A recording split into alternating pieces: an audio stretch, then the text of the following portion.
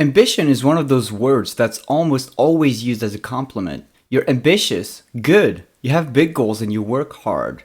We celebrate that. It's on the vision boards and the LinkedIn bios. In the advice we give young people starting out. But nobody really talks about what ambition costs. And it does cost something, often quite a lot. This isn't an argument against wanting things or working hard.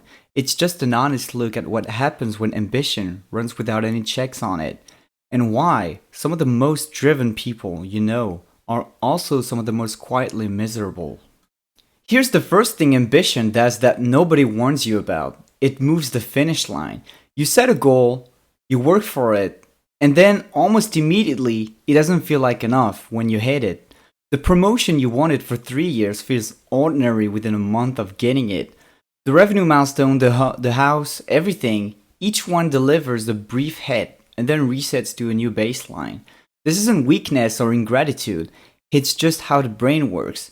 We adapt to good things faster than we expect to. Psychologists call it hedonic adaptation. Ambition, by its nature, keeps pushing the target forward, which means the satisfaction you were chasing is always just slightly out of reach. The ambitious person is often the last one to feel like they've arrived, because for them, arriving is never really the point. Ambition has an appetite, and what it tends to eat first are the things that don't show up on any metric. Time with people you love, and hobbies that don't produce anything. The rest that isn't strategic. Friendships that require showing up without an agenda. These things matter enormously to a good life, and they're almost impossible to measure, which makes them easy to deprioritize when you're focused on things that are.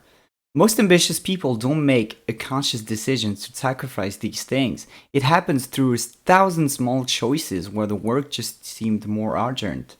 And then one day, you look up and the kid is older, the friendships are thinner, and you just can't remember the last time you did something just because it was enjoyable. That's the real cost, and no amount of success fully compensates for it. When ambition becomes the center of who you are, your sense of self gets tied to your output, which means when things go wrong, and they will ultimately, it doesn't just feel like a setback, it feels like a verdict on you as a person.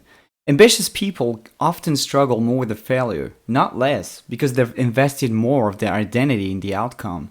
A bad quarter, a project that flops, a role they just didn't get. These hit differently when your self-worth is built on your achievements. And this creates a strange kind of fragility underneath all that drive.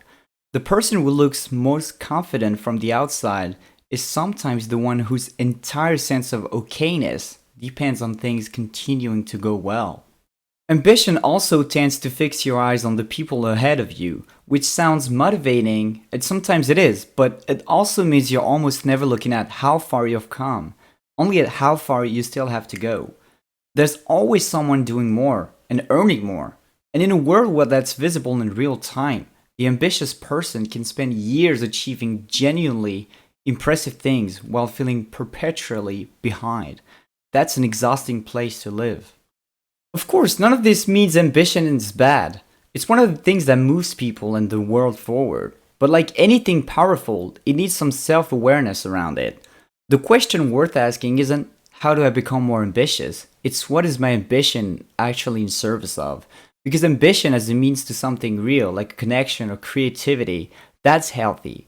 Ambition as an end in itself, as a way of proving something that never quite gets proven, that's where it quietly hollows people out. The most content ambitious people I've ever come across aren't the ones who achieved the most. They're the ones who figured out what they actually wanted and were honest enough to stop chasing everything else. That clarity is harder than any goal and probably more worth having.